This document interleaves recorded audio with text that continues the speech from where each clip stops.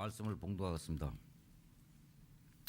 무리 중에 한 사람이 이르되 선생님 내 형을 명하여 유산을 나와 나누게 하소서 하니 이르시되 이 사람아 누가 나를 너희의 재판장이나 물건 나누는 자로 세웠느냐 하시고 그들에게 이르시되 삼가 모든 탐심을 물리치라 사람의 생명이 그 소유에 넉넉한 데 있지 아니하니라 하시고 또 비유로 그들에게 말하여 이르시되 한 부자가 그 밭에 소출이 풍성하매 심중에 생각하여 이르되 내가 곡식 쌓아둔 곳이 없으니 어찌할까 하고 또 이르되 내가 이렇게 하리라 내 곡간을 헐고 더 크게 짓고 내 모든 곡식과 물건을 거기 쌓아두리라 또 내가 내 영혼에게 이르되 영혼아 여러 해 쓸 물건을 많이 쌓아두었으니 편안히 쉬고 먹고 마시고 즐거워하자 하리라 하되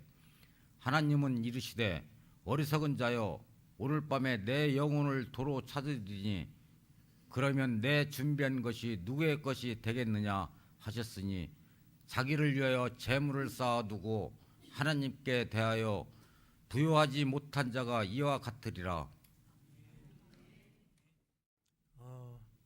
담임 목사님께서 사회를 봐주시니까 더 부담스럽습니다.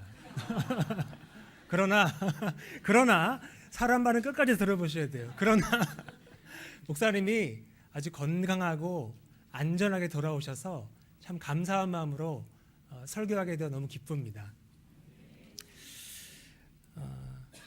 부모님들은 자기 자녀를 좀 특별하게 생각하시는 것 같아요.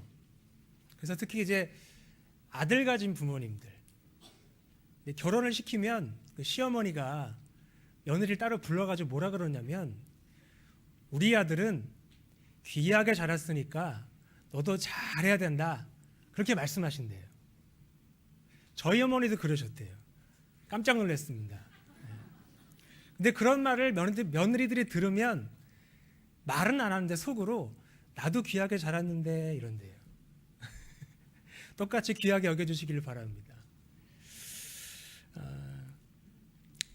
근데 이제 그 결혼해서 이제 아이를 낳으면 그 이제 둘째, 셋째는 그러려니 하는데 첫째를 낳으면 굉장히 특별하게 또 이렇게 생각이 됩니다.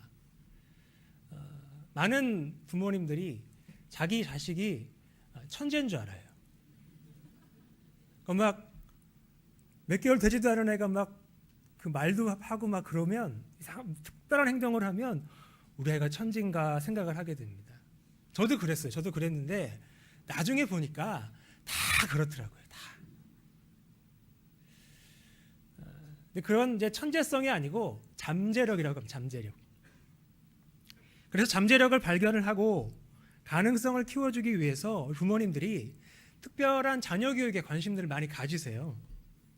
그러니까 평범한 자녀를 비범한 인물로 키우겠다는 것이죠.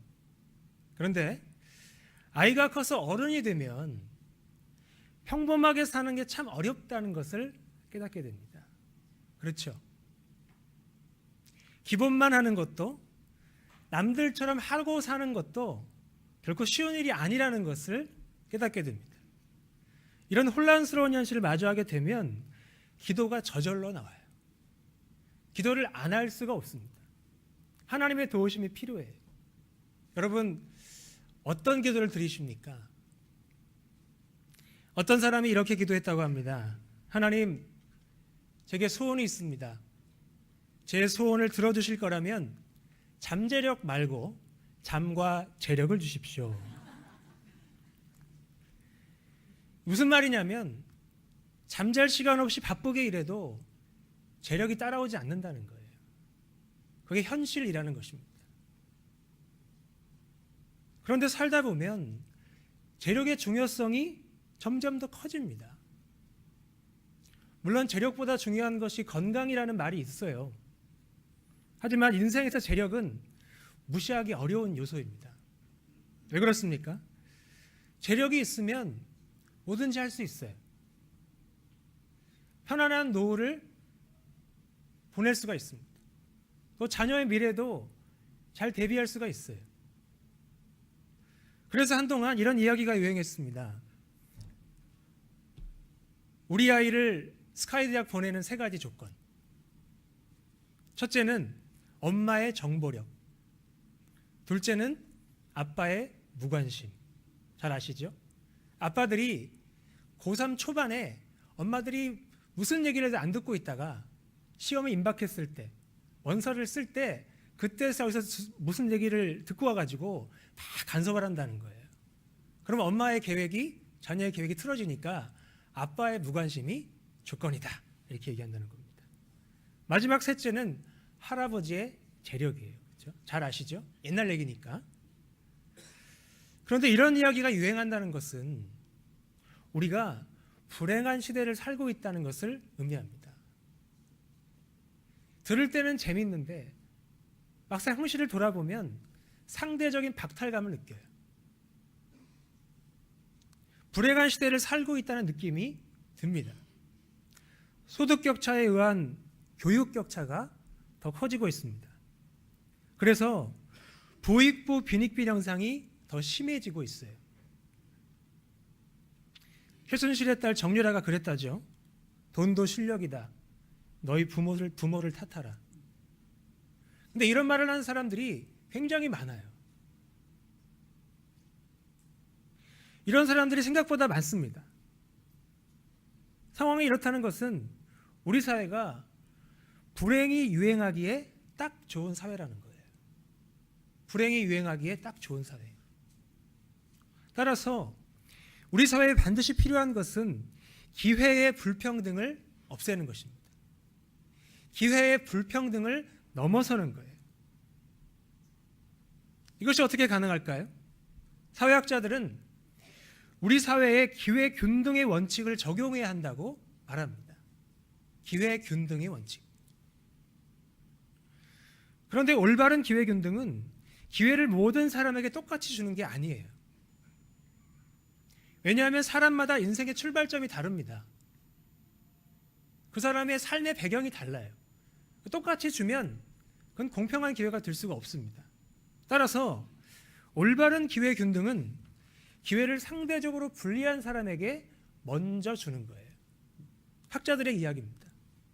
그래서 이 병목사회라는 책에서는 기회 구조를 재조정해야 한다, 이렇게 얘기합니다. 기회 구조를 재조정해야 한다. 무슨 말인가? 인종, 수능, 어학능력, 학벌 등 몇 가지 시험과 능력으로 인생을 결정하고 사람을 줄 세워서 경쟁시키는 사회는 기회를 다시 생각해야 한다는 거예요. 그 이유는 사회가 시민에게 행복의 기회를 줘야 하는데 그것이 고통의 동의어가 아니라 행복의 동의어가 되어야 하기 때문이라는 것입니다. 사회가 권장하는 행복의 기회 때문에 서로 경쟁하고 서로를 희생시켜서는 안 된다는 거예요. 그렇기 때문에 기회균등에 관심이 있다면 그 사람은 소득과 부의 불평등을 조정하는 데도 제한하는 데도 관심을 가져야 한다. 그리고 가장 분명한 전략은 조세 정책이다, 이렇게 주장을 합니다. 그런데 이런 주장이 만만치 않은 저항에 부딪힙니다. 어떤 저항입니까? 바로 조세 저항입니다. 조세 저항. 이 말은 사람들이 세금을 안 내려고 노력한다는 거예요. 물론 소득과 부에 비례한 조세 정의가 실현되면 조세 저항도 현저히 줄어듭니다. 하지만 소위 고소득자들이 외제차, 고급차를 이 법인의 이름을 빌려서 리스하고 그걸 자기가 타고 다녀요. 개인적으로 편법을 저지르면서 세금을 탈루하기 때문에 일반 시민들도 세금 내기를 싫어한다고 합니다. 그러니까 정직하게 살면 손해본다고 생각을 하는 거예요. 그래서 조세 저항이 더 높아진다고 합니다. 하지만 문제는 조세 저항만이 아니에요. 근본적인 문제가 있습니다. 조세 정의에 저항하는 정의롭지 않은 인간의 마음이 문제예요. 정의라는 것은 사회나 공동체를 위한 옳고 바른 도리입니다. 정의는 나쁜 게 아니에요. 그러나 인간의 마음이 바르지 않기 때문에 조세 정의를 포함한 각종 정의에 저항하는 것입니다. 더 나아가 우리 사회도 정의롭지 않게 됐어요. 도덕이 땅에 떨어져 있습니다. 여러분, 도덕성이 회복되어야 됩니다. 경제는 그 이후에 자리를 잡게 될 거예요. 그러니까 경제만 먼저 부르짖으면 그 안에 곳곳에 그 돈을 노리는 사람들이 있잖아요. 계속 그것을 빼먹는 거예요. 경제는 회복되지 않습니다. 도덕성이 우선입니다. 정의가 회복돼야 합니다. 지난해부터 이어진 국정농단 사태를 지켜본 청소년들의 마음도 비슷하대요. 작년 말에 초등학생들을 포함한 청소년 1000명을 대상으로 설문조사했습니다. 10명 중에 5명이 사회가 정의롭지 못하다고 대답했대요. 서울 양천구에 산 한 중학생은 빈부격차 때문에 친구들 사이에 서로 비교되지 않았으면 좋겠다라고 말했대요. 여러분, 우리는 이런 말을 아이들이 하지 않도록 이 사회를 만들어 나갔으면 좋겠습니다. 어떤 동네에서는 그런데요. 일반 아파트에 사는 사람들이 임대 아파트나 장기 전세 사는 사람들의 자녀들 같이 공부하거나 어울리면 질 떨어진다고 싫어한대요. 말이 됩니까? 참 마음이 아프더라고요. 여러분, 이 아이들은 남의 자식이 아니고 우리의 자녀들이에요. 우리 대한민국의 미래입니다. 우리는 우리 자녀들에게 정의롭지 않은 사회를 물려줄 수 없어요. 따라서 우리는 무엇보다 정의롭지 않은 우리의 마음에 저항해야 합니다. 반대하고 거절해야 합니다. 오늘 본문은 예수님께 정의로운 판결을 요청한 어떤 사람의 이야기예요. 하지만 예수님은 그와 사람들에게 정의롭지 않은 인간의 마음에 저항하라고 요구하십니다. 그 이유는 사람의 생명이 그 소유에 넉넉한 데 있지 않기 때문이라는 거예요. 예수님께 정의로운 판결을 요청한 사람은 무리 중에 한 사람입니다. 그런데 11장 37절에 보면 예수님이 이 사람을 만나기 전에 한 바리새인의 집에 들어갑니다. 이 바리새인이 예수님께 점심을 같이 먹자고, 잡수시자고 요청했기 때문이에요. 들어가셨어요. 예수님이 식사하시기 전에 손을 씻지 않으시자 이 바리새인이 이상하게 여깁니다. 이상한 눈빛으로 쳐다봅니다. 그러자 예수님이 갑자기 바리새인들을 책망하세요. 정결에 대한 그들의 잘못된 생각과 겉과 속이 다른 그들의 외식을 지적하십니다. 그러니까 이 말씀을 듣고 한 율법교사가 우리도 모욕한다라고 굉장히 불쾌합니다. 그러자 예수님이 다시 한번 그들을 책망하세요. 화가 있을 거라고. 그런 후에 거기서 나오시는데 서기관과 바리새인들이 예수님을 기다렸다가 거세게 항의하면서 막 협박을 합니다. 12장 1절 보면 이러는 동안에, 이 바리새인의 집에서 이런 상황이 일어나는 동안에 무리 수만 명이 모여서 서로 밟힐 만큼 되었다, 이렇게 말씀을 합니다. 그 상황에서 예수님이 제자들에게 그들의 위협과 협박에 굴하지 않으시고 하실 말씀은 하세요. 바리새인들의 누룩, 곧 외식을 주의하라고 말씀하시고 그들이 목숨을 위협한다고 해도 두려워하지 말라고 말씀하세요. 오히려 목숨과 영혼에 대한 권세가 있는 하나님을 마땅히 두려워하라고, 하나님을 온전히 의지하라고, 사람 앞에서 예수님을 시인하라고 격려하십니다. 하나님의 성령을 통해 그들을 인도하실 것이기 때문에 염려하지 말라고 약속을 하세요. 이 말씀이 12장 12절까지의 내용입니다. 이것을 한마디로 요약하면 하나님은 정의로우시다입니다. 하나님은 정의로우시다. 믿으십니까? 이 말은 사람 앞에 예수님을 시인하는 자들을 하나님이 의롭다 하시고 그들과 함께 하신다는 뜻이에요. 이것이 바로 하나님의 정의입니다. 그런데 이 말씀하실 때 무리 중에 한 사람이 예수님께 정의로운 판결을 요청해요. 어떤 요청이죠? 12절 말씀입니다. 13절 말씀입니다. 무리 중에 한 사람이 이르되 선생님 내 형을 명하여 유산을 나와 나누게 하소서. 아멘. 자, 이 사람이 예수님을 선생님이라고 불러요. 랍비라고 부른 겁니다. 그 이유가 뭐냐면 유대교의 랍비처럼 자신의 유산 분배 싸움에 개입해달라는 거예요. 도와달라는 겁니다. 좀 명령을 하셔서 좀 이 문제가 잘 해결되도록 도와달라는 거예요. 당시 랍비들은 모세의 율법의 전문가들이었습니다. 율법에 기록된 여러 가지 법들을 해석하고 판단하고 결정해주는 그런 일들을 했어요. 그 일을 예수님께도 요청을 한 건데 율법에 나오는 재산상속법에 보면 아버지가 유언을 남기지 않고 돌아가셨을 때 형이 동의해 줘야만 유산을 나눠 가질 수 있었습니다. 안 그러면 다 형차지가 되는 거예요. 그러니까 이 사람의 형이 땅으로 추정되는 그 유산 분배를 거절한 겁니다. 원치 않았던 거예요. 가끔 나오는 것처럼 장남인 형이 유산을 독차지하려고 한 겁니다. 말도 안 되는 상황이죠. 아주 심각한 상황입니다. 유대인들에게는 땅의 소유가 경제적으로나 종교적으로나 아주 중요한 문제였습니다. 그들은 땅의 소유권이 하나님께서 이스라엘에게 약속하신 복과 관계에 있다고 생각을 했어요. 따라서 이 사람의 이 요청은 정의로운 요청입니다. 사람들이 볼 때 이상한 일이 아니에요. 그러나 예수님은 그 요청을 단호히 거절하시죠. 왜 거절하십니까?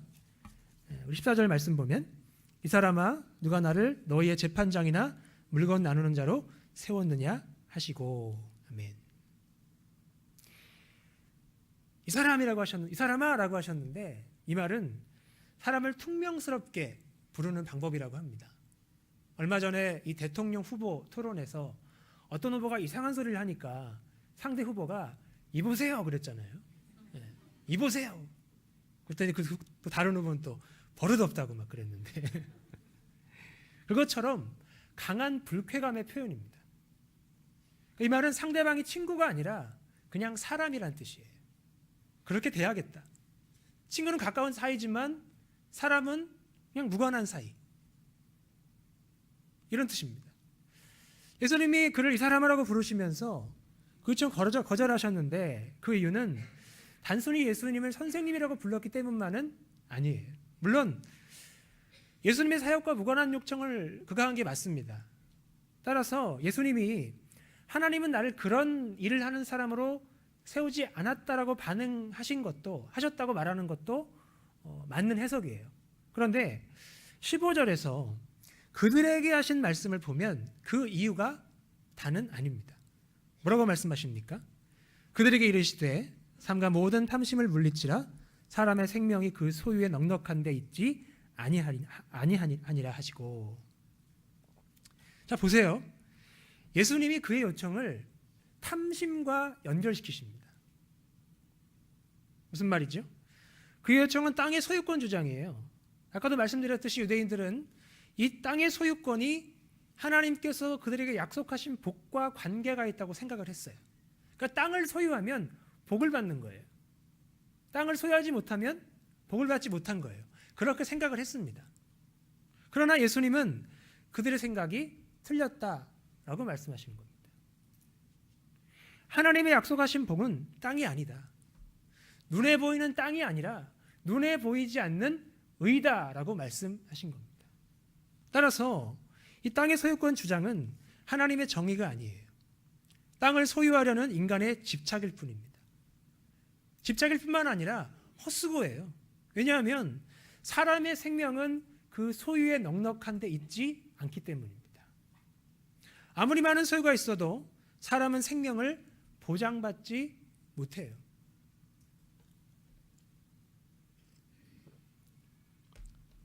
근데 여기서 생명이 무엇입니까? 소유가 많으면 편안한 노후를 보장받을 수 있고 자녀의 미래 또한 대비할 수가 있어요.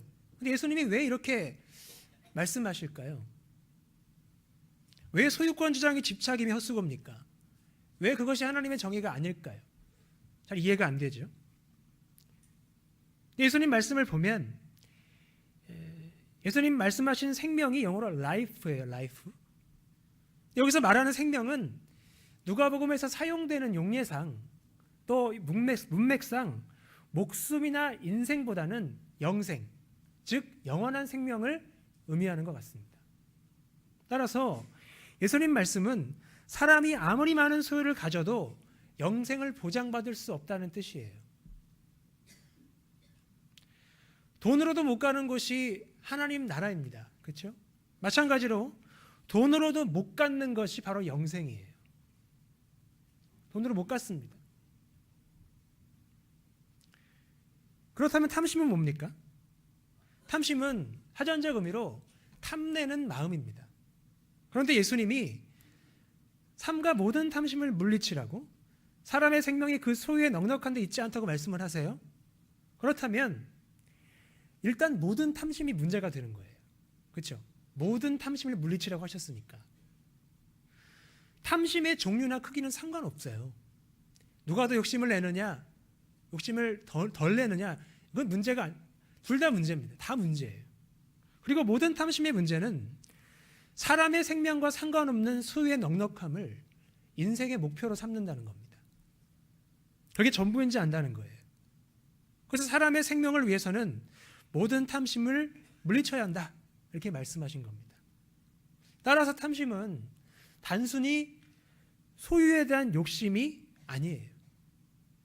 욕심 없는 사람이 어디 있습니까? 단순한 욕심이라면 문제를 삼기 어렵죠. 단순한 욕심이 아니니까 문제라고 말씀하신 거예요. 탐심은 소유에 집착하는 마음입니다. 집착하는 마음. 물론 성경은 분명히 개인의 재산 소유를, 사유 재산을 인정합니다. 우리 기독교는 공산주의가 아니에요. 인정합니다. 하지만 소유에 대한 주인 행사는 인정하지 않아요. 모든 소유의 주인은 하나님이시고 사람은 소유의 뭐죠? 청직입니다. 개인의 소유는 하나님이 그 사람에게 맡기신 책임이에요. 그 사람의 달란트입니다. 정의로우신 하나님의 뜻대로 관리하라고, 하나님의 정의를 위해 사용하라고 그에게 주신 선물입니다. 선물. 은혜입니다.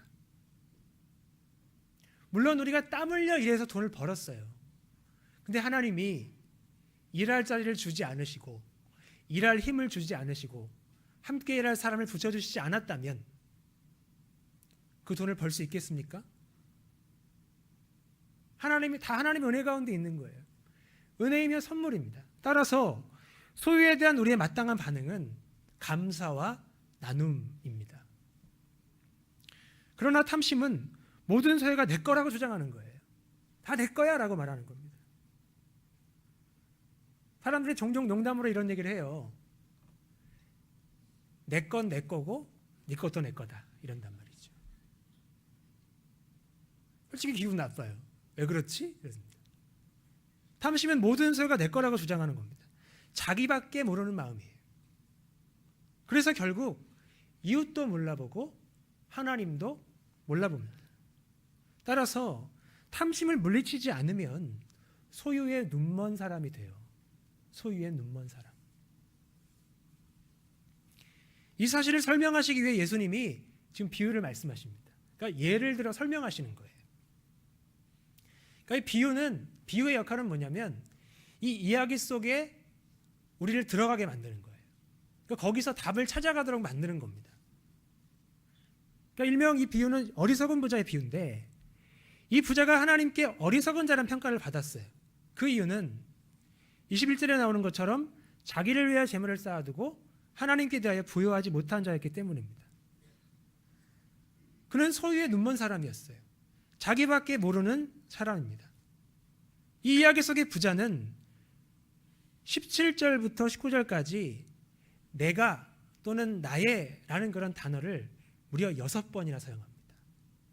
한 번도 아니고 6번이에요. 한번 보시겠어요? 17절 심중에 생각하여 이르되 내가 곡식 쌓아둘 곳이 없으니 어찌할까 하고 이르되 내가 이렇게 하리라. 내 곡간을 헐고 더 크게 짓고 내 모든 곡식과 물건을 거기 쌓아두리라. 또 내가 내 영혼에게 이르되 영혼아 여러 해 쓸 물건을 많이 쌓아두었으니 평안히 쉬고 먹고 마시고 즐거워하자 하리라 하되. 말씀 보니까 이 사람은 이웃이나 하나님은 안중에도 없어요. 자기밖에 모릅니다. 단지 나와 내 소유와 내 평안함과 내 즐거움에 푹 빠져 있어요. 그럼 이렇게 자기밖에 모릅니다. 그는 모든 소유가 내 거라고 생각해요. 모든 소유의 주인이 자기라고 생각합니다. 그래서 심지어 19절에 보면 내 영혼아 이렇게 얘기합니다. 영혼도 자기 거라는 거예요. 여러 해 쓸 것을 많이 쌓아두었으니 평안히 쉬고 먹고 마시고 즐거워하자. 그는 소유의 넉넉함 때문에 지금 행복해하고 있습니다. 황홀경에 빠져 있어요. 이제 모든 것을 다 가진 남자예요. 여자일 수도 있겠죠. 다 가진 사람이에요. 얼마나 행복하고 황홀하겠어요. 그러나 착각의 늪에 빠져 있다는 것이 곧 밝혀집니다. 모든 것을 다 가졌다고 생각하는 그 순간 그는 모든 것을 잃어버립니다. 무슨 일이 생겼습니까? 20절입니다.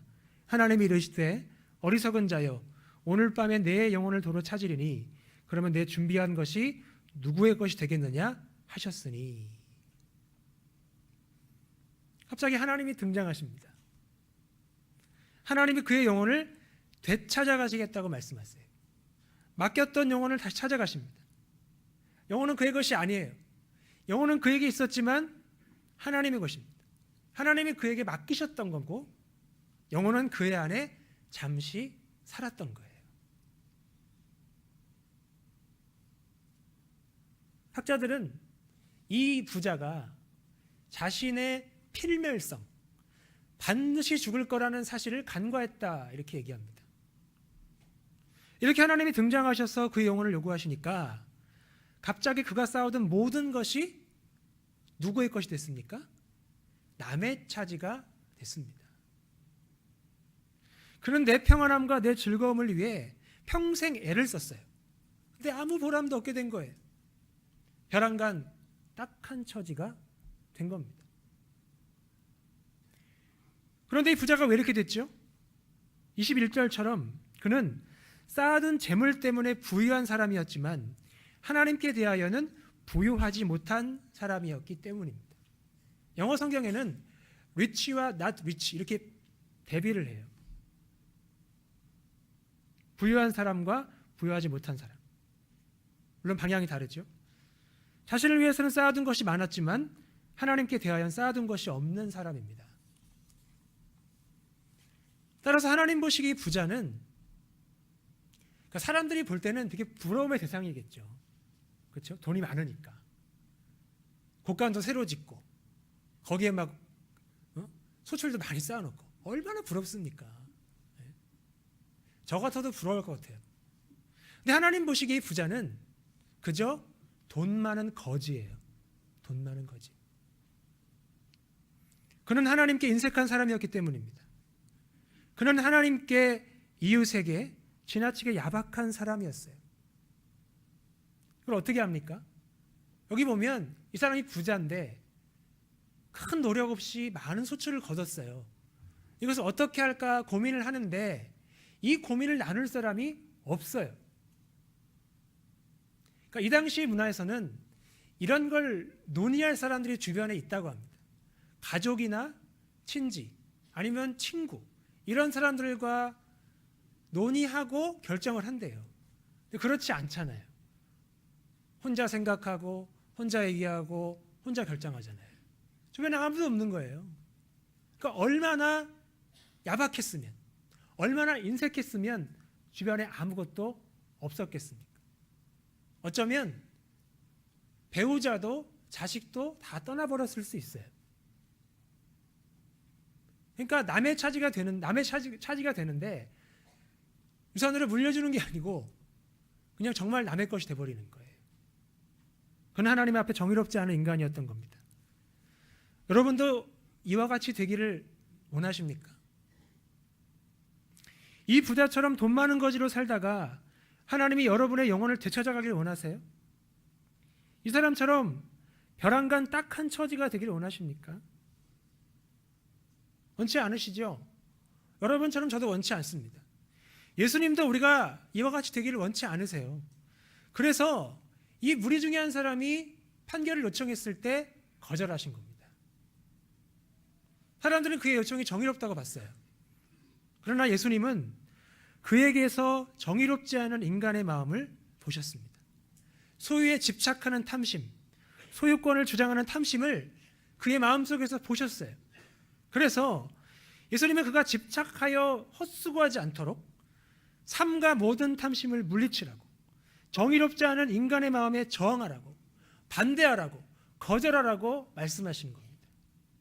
말씀을 정리하겠습니다. 여러분, 우리 자녀들에게 어떤 사회를, 어떤 세상을 물려주시겠습니까? 우리는 우리 자녀들에게 정의롭지 않은 사회를 물려줘서는 안 됩니다. 그래서 우리는 정의롭지 않은 우리의 마음에 가장 먼저 저항해야 돼요. 가장 먼저 거절하고 반대해야 합니다. 왜 그렇게 해야 합니까? 반복되는 이야기지만 사람의 생명이 그 소유에 넉넉한 데 있지 않기 때문입니다.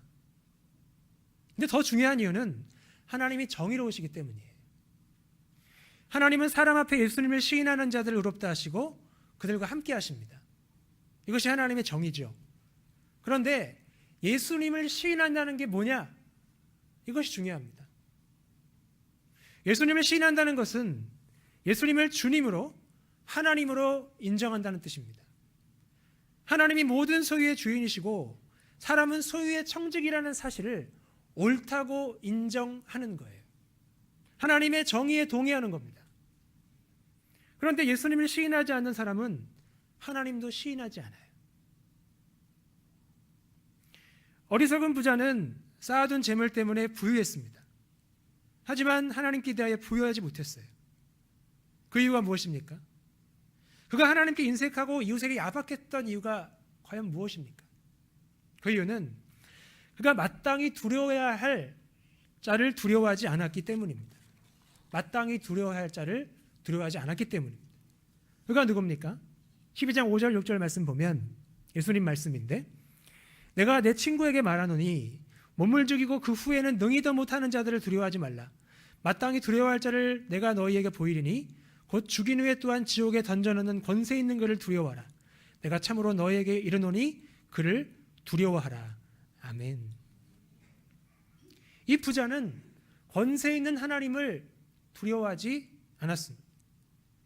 사람의 생명을 포함한 모든 소유에 대한 권세가 자신에게 있다고 생각했어요. 자신의 소유에 대해 주인 행사한 겁니다. 그는 소유의 청지기로서 하나님이 맡기신 책임을 실천하지 않았습니다. 전혀 실천하지 않았습니다. 그래서 하나님은 그를 돈 많은 거지로 보셨어요. 그래서 갑자기 그가 쌓아둔 모든 것이 남의 차지가 되었고 벼랑간 딱한 처지가 된 겁니다. 그래서 어리석다라고 말씀하신 겁니다. 그렇다면 하나님이 우리는 어떻게 보실까요? 여러분 우리를 돌아봤으면 좋겠습니다. 우리는 돈 많은 거지입니까? 아니면 돈 없는 부자입니까? 어리석은 부자입니까? 아니면 지혜로운 제자입니까? 하나님 보시기에 우리는 어떤 사람이 되어야 할까요? 당연히 후자죠. 여러분, 배고플지언정 정의로운 사람 되시기 바랍니다. 철학자 소크라테스도 배부른 돼지보다 배고픈 인간이 낫다고 했어요. 따라서 정의로우신 하나님을 두려워하며 정의롭지 않은 우리의 마음에 저항해야 합니다. 강물을 거슬러 올라가는 연어처럼 우리의 정의롭지 않은 마음을 거절하고 반대해야 돼요. 우리가 어리석은 부자처럼 소유에 눈먼 사람, 자기밖에 모르는 사람 되지 않으려면 삶과 모든 탐심을 물리쳐야 합니다. 모든 소유가 내 거라고, 내가 주인이라고 고집 부리는 게 아니라 하나님께 대하여 부여해줘야 합니다. 나 자신을 위해 쌓아두기보다 하나님께 대하여 쌓아두시기 바랍니다. 예수님을 주님으로, 하나님으로 시인한다면, 하나님의 주인이심과 그분의 소유권을 인정한다면 소유의 청지기로, 재산 관리자로 살아가시기를 바랍니다. 근데 어떻게 됩니까? 12장 31절 33절 말씀 보면, 너희 아버지께서 그 나라를 너희에게 주시기를 기뻐하시느니라. 너희 소유를 팔아 구제하여 낡아지지 아니하는 배낭을 만들라. 곧 하늘에 둔 바 다함이 없는 보물이니 거기는 도둑도 가까이 하는 일이 없고 좀도 먹는 일이 없느니라. 너희 보물 있는 곳에는 너희 마음도 있으리라. 아멘. 어떻게 됩니까? 우리의 소유를 팔아야 됩니다. 우리의 소유가 아니라 하나님의 소유예요. 그것을 팔아서 구제해야 합니다. 그렇게 해서 하늘의 보물을 쌓아야 우리의 마음이, 우리의 눈이 그 보물이 있는 곳을 바라봐요.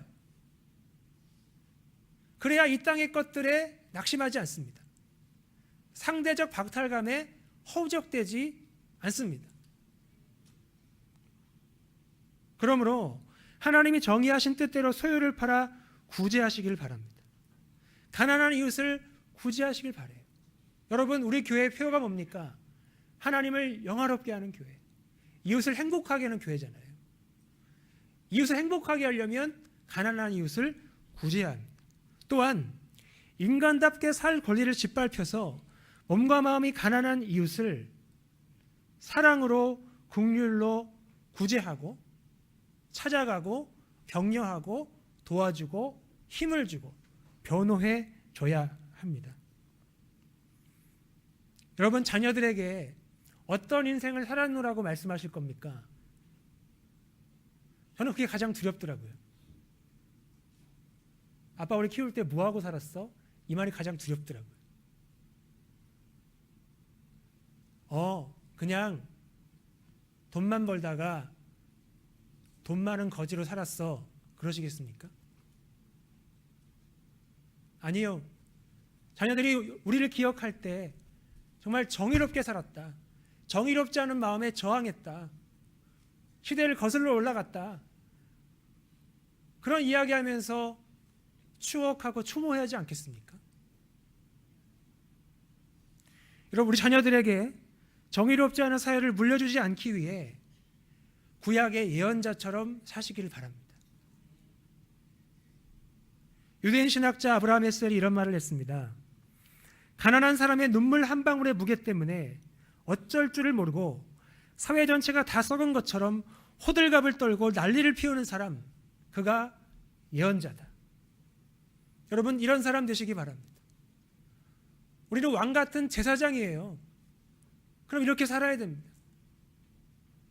여러분, 기억하십시오. 탐심의 자리에 평안은 오지 않습니다. 탐심의 자리엔 평안이 오지 않아요. 섬김의 자리에만 생명의 꽃이 피어납니다. 서정주 시인이 이런 시를 썼죠. 한 송이의 국화꽃을 피우기 위해 봄부터 소쩍새는 그렇게 울었나 보다. 이 시처럼 이 땅에 생명의 꽃을 피우기 위해 오늘부터라도 하나님의 정의를 위해 하나님의 소유를 팔아 섬김과 구제에 힘쓰는 저와 여러분이 되기를 간절히 축복합니다. 기도하겠습니다.